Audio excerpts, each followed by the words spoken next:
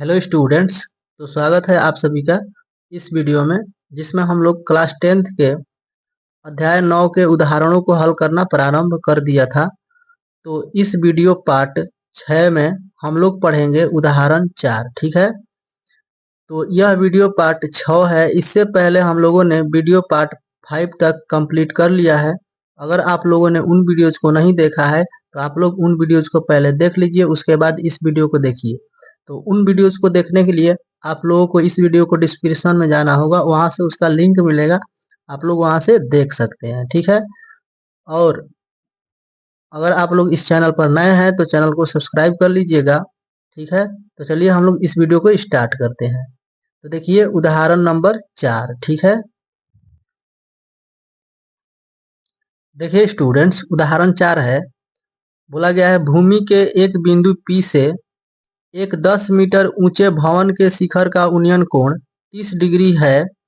भवन के शिखर पर एक ध्वज को लहराया गया है और P से ध्वज के शिखर का उन्नयन कोण 45 डिग्री है। ध्वज दंड की लंबाई और बिंदु P से भवन की दूरी ज्ञात कीजिए। यहाँ आप √3 बराबर 1.732 ले सकते हैं। ठीक है, अगर क्वेश्चन को हल करते समय √3 मिलेगा तो हम लोग √3 का मान इतना रख सकते हैं, अन्यथा नहीं भी रखे तो कोई दिक्कत नहीं होगा। ठीक है, तो ध्यान दीजिए, भूमि के एक बिंदु P से, यानी कि भूमि पर एक बिंदु दिया है जिसका नाम है P, और P से भवन 10 मीटर ऊंचे भवन के शिखर का उन्नयन कोण क्या है, तो 30 डिग्री है। यानी कि बिंदु P से भवन के शिखर का उन्नयन कोण कितना डिग्री है, तो 30 डिग्री है। और फिर बोला गया है भवन के शिखर पर एक ध्वज को लहराया गया है और P से ध्वज के शिखर का उन्नयन कोण 45 डिग्री है। ठीक है, यानी कि इसी बिंदु P से ध्वज का जो उन्नयन कोण है 45 डिग्री है। ठीक है, यानी कि बिंदु P से ही 30 डिग्री बनेगा और P से ही कितना डिग्री, 45 डिग्री भी बनेगा। तो हमें बताना है कि ध्वज दंड की लंबाई और बिंदु P से भवन कितना दूर पर है, ये भी बताना है। ठीक है, तो चलिए हम लोग हल करते हैं। तो कॉपी पर सबसे पहले हम लोग लिखेंगे हल, उसके बाद हम लोग इस प्रश्न को एक फिगर द्वारा हल करेंगे। ठीक है, तो स्टूडेंट्स सबसे पहले हम लोग लिखेंगे हल। ठीक है, और हल लिखने के बाद हम लोग क्या लिखेंगे, बनाएंगे एक फिगर बनाएंगे सबसे पहले। तो ध्यान दीजिए, सबसे पहले हम लोग बना लेते हैं भूमि, और भूमि बनाने के लिए हम लोग एक क्षैतिज रेखा खींचेंगे इस तरह से। ठीक है, और इसी भूमि पर एक भवन है जिसकी ऊंचाई 10 मीटर दी गई है। तो यहाँ पर मान लीजिए ये हो गया भवन। ठीक है, यह क्या है, भवन है जिसकी ऊंचाई 10 मीटर है। ठीक है, और इसी भवन पर एक ध्वज को लहराया गया है।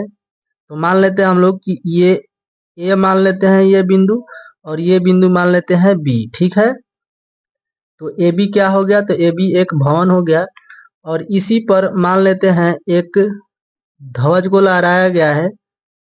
ठीक है, तो मान लीजिए यहाँ से ये पूरा इतना हो गया ध्वज। ठीक है, और इसको हम लोग मान लेते हैं सी। ठीक है, और धरती पर एक बिंदु है P, तो मान लेते हैं ये धरती है, तो इसी पर ये बिंदु मान लेते हैं हम लोग P। ठीक है, और इस बिंदु P से इस भवन के शिखर का उन्नयन कोण जो है 30 डिग्री है। कितना डिग्री है, 30 डिग्री। तो आप लोग इसका फिगर इस तरह से बनाएंगे। ठीक है, यहाँ से इसको मिला देंगे, तो ये भवन के शिखर से मिलाए हैं P को, तो ये जो बन रहा है एंगल 30 डिग्री का बन रहा है। ठीक है, फिर बोला गया है ध्वज के शिखर का उन्नयन कोण जो है 45 डिग्री है। यानी कि इसी बिंदु P से ध्वज के शिखर को मिलाएंगे हम लोग। ठीक है, तो यहाँ से इसे मिला देंगे, और ये जो है 45 डिग्री है। कितना डिग्री है, तो 45 डिग्री है। ठीक है, तो आप लोग ध्यान दीजिएगा कि ये बड़ा कोण जो है ये 45 डिग्री का है, यानी ध्वज वाला कोण कितना डिग्री, 45 डिग्री, और भवन वाला कोण है 30 डिग्री। ठीक है, तो हम लोग यहाँ पर हल लिखेंगे, उसके बाद क्या लिखेंगे, माना कि लिखेंगे। माना कि में लिखेंगे, माना कि ए बी एक भवन है तथा AC एक क्या है, धवज दंड है। ठीक है,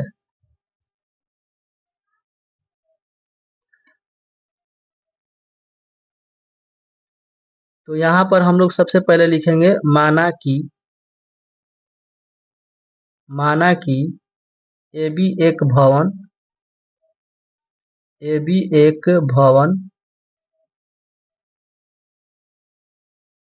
तथा AC एक धवज दंड है, या हम लोग लिख सकते हैं धवज है, जिसकी ऊंचाई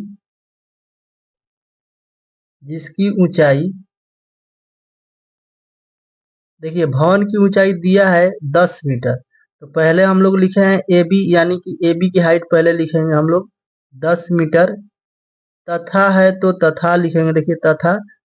ठीक है, AC एक धवज है, तो AC की हाइट नहीं दिया है, AC की हाइट को ज्ञात करना है, तो इसे हम लोग मान लेते हैं H मीटर। ठीक है, तथा धवज दंड की लंबाई कितना मान लेंगे हम लोग, H मीटर। ठीक है, H मीटर है।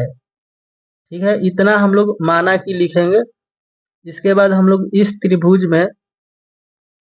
त्रिभुज को एक बार लेकर हल करेंगे, ना एक बार ये बड़े वाले त्रिभुज को लेकर हल करेंगे। ठीक है, तो यहाँ पर हम लोग लिखेंगे, ध्यान दीजिएगा, यहाँ पर हम लोग लिखेंगे समकोण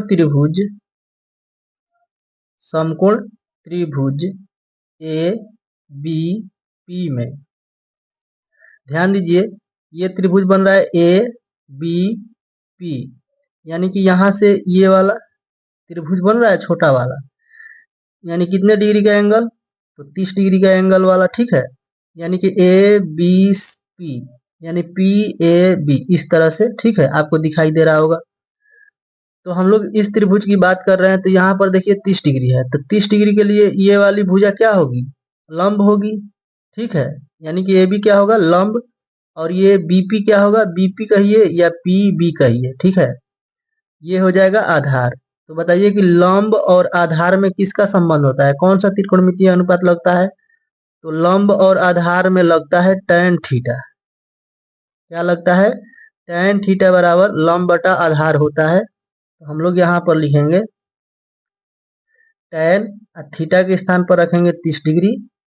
ठीक है, और बराबर में लिखेंगे लंब, यानी कि ए बी हो जाएगा, ए बी, और बटे में बीपी लिख लेंगे। ठीक है, तो इसके बाद ध्यान दीजिए स्टूडेंट्स, tan 30 डिग्री का मान होता है 1/√3, बराबर लिखेंगे, और यहाँ से ए बी का मान रखेंगे। देखिए क्वेश्चन में ए बी यानी फिगर में देखिए 10 मीटर है, 10 रख लेंगे। बीपी का मान देखिए, बीपी का मान कुछ भी नहीं है, यानी बीपी को रख लेंगे ऐसे ही। ठीक है, 10 में √3 में गुना कराएंगे तो 10√3 हो जाएगा, और बीपी में 1 में गुना कराएंगे तो बीपी हो जाएगा। ठीक है, तो बीपी बराबर क्या लिखेंगे, 10 गुना √3, यानी 10√3 हो जाएगा मीटर। देखिए ये बीपी क्या है, इस भवन से पी की दूरी है। ठीक है, तो यानी कि बिंदु पी जो है भवन से 10√3 मीटर की दूरी पर है। ठीक है, और हम लोग इसके बाद लिखेंगे पुनः,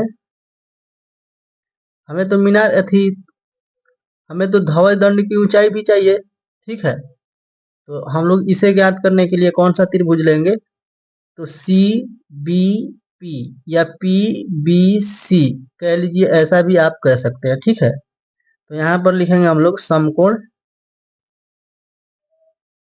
त्रिभुज सी बी पी में। ठीक है, तो इसमें आप कौन सा त्रिकोणमितीय अनुपात लगाएंगे, ध्यान दीजिएगा। इसके लिए ये 45 डिग्री का कोण बन रहा है, तो 45 डिग्री के लिए सामने वाली भुजा ये होगी, यानी कि सी से बी तक। ठीक है, तो ये पूरा यहाँ तक लंब हो जाएगा।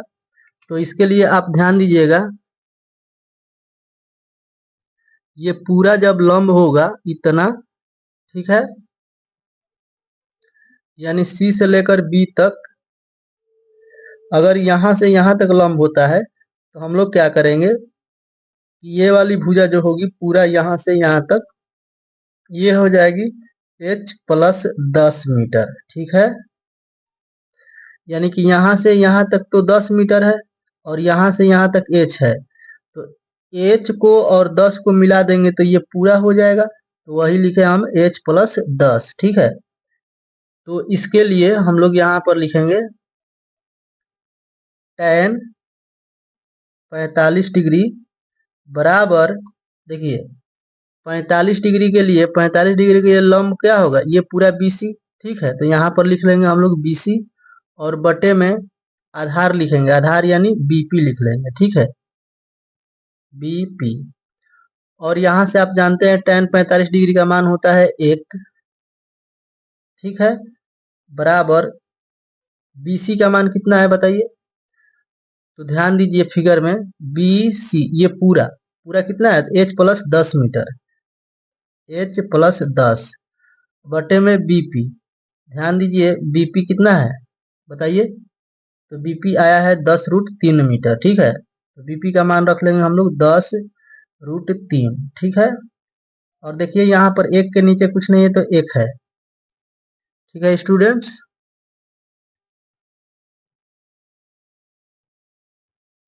तो आप देख सकते हैं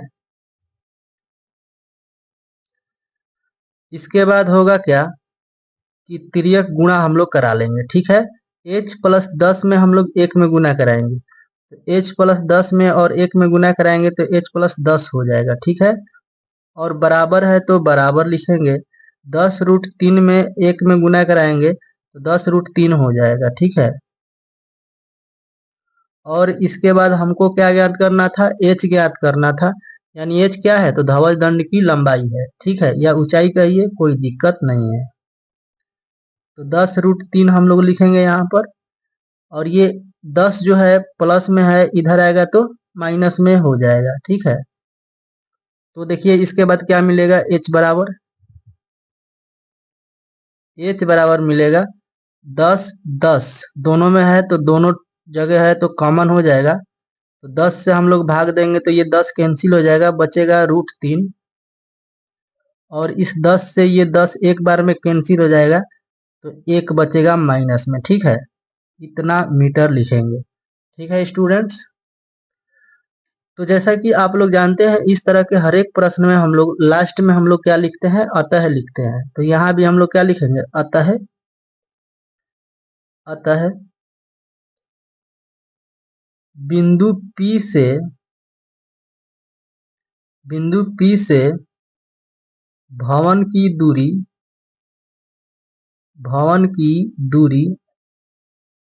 बिंदु P से भवन की दूरी कितना आया था, देखिए P से भवन की दूरी यानी BP कितना आया है, तो देखिए यहाँ पर 10√3 मीटर आया है, तो यहाँ पर कितना लिखेंगे हम लोग, 10√3 मीटर लिखेंगे। ठीक है, और इसके बाद बोला गया था क्वेश्चन में, देखिए आप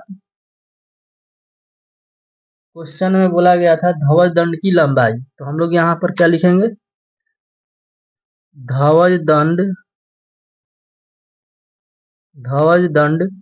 की लंबाई। तो धवल दंड की लंबाई को हम लोगों ने क्या माना है, तो धवल तो यहाँ से यहीं तक है। ठीक है, हम लोग इसे h माने हैं, तो h का मान जो आया है हम लोग यहाँ पर लिख लेंगे। ठीक है, तो धवल दंड की लंबाई बराबर h का मान देखिए कितना आया है, 10 इंटू √3 माइनस 1 आया है, तो यहाँ पर लिखेंगे 10 इंटू √3 माइनस 1 और मीटर लिखेंगे। ठीक है, तो ये हो जाता है इस प्रश्न का आंसर। ठीक है स्टूडेंट्स, तो उम्मीद करते हैं कि आप लोग बहुत ही अच्छे से इस उदाहरण को समझ पाए होंगे, और अगर फिर भी किसी तरह का डाउट रहता है तो आप लोग कमेंट कीजिए, जिसका जवाब हम आपको दे देंगे। ठीक है, तो इस वीडियो में इतना ही। आप लोग इसका स्क्रीनशॉट लेना चाहते हैं तो स्क्रीनशॉट ले लीजिए, और अपने इस चैनल पर बने रहिए। ठीक है, तो चलिए स्टूडेंट्स, जय हिंद जय भारत।